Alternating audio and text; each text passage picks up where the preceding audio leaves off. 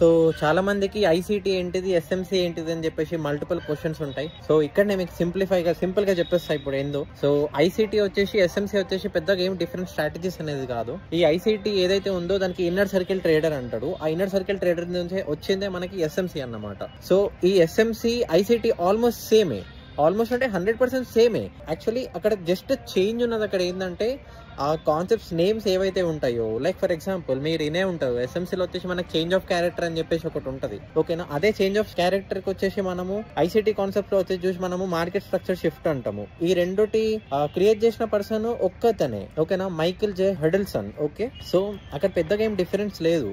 ఈ ఐసీటీలో కూడా change of character చూస్తాము, మన ఎస్ఎంసీలో కూడా చేంజ్ ఆఫ్ క్యారెక్టర్ చూస్తాము. బట్ ఓన్లీ ఇక్కడ డిఫరెన్స్ ఉన్నదే మనకి ఇక్కడ నేమ్స్ అనేది డిఫరెంట్ ఉంటుంది అన్నట్టు, ఓకేనా. టర్మినాలజీ వర్డ్స్ ఏవైతే ఉంటాయో అవి డిఫరెన్స్ ఉంటాయి, బట్ ఆల్మోస్ట్ సిమిలర్ కాన్సెప్ట్, ఓకేనా. అది లిక్విడిటీ కాన్సెప్ట్, ఇది లిక్విడిటీ కాన్సెప్ట్. మరి ఎస్ఎంసీ ఏంది బ్రో, ఐసీటీ ఏంది, మరి పేర్లు ఎందుకు అలా డిఫరెంట్ గా ఉన్నాయి అంటే ఏం లేదు. యాక్చువల్లీ ఐసీటీలో వచ్చేసి నంబర్ ఆఫ్ కాన్సెప్ట్స్ అనేవి చాలా ఎక్కువ ఉంటాయి.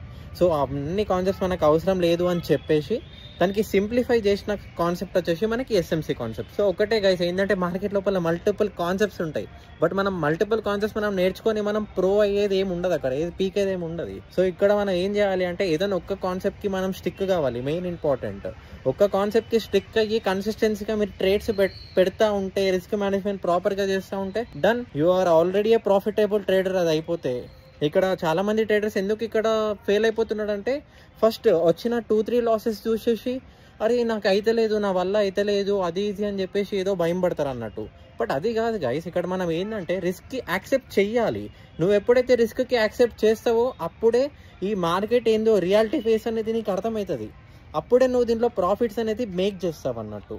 So make it clear, okay. So ఏదున్నా నువ్వు క్లియర్గా కన్సిస్టెన్సీగా proper planning through daily journal through నువ్వు ముందుకు వెళ్తా ఉంటే it's done bro, it's done.